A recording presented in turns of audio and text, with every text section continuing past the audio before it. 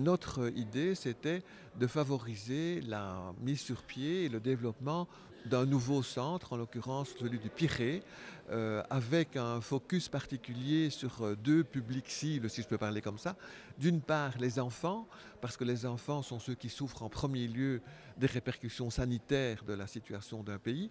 Un adulte peut encore, avec les moyens du bord, plus ou moins se débrouiller. Un enfant vit dans une famille.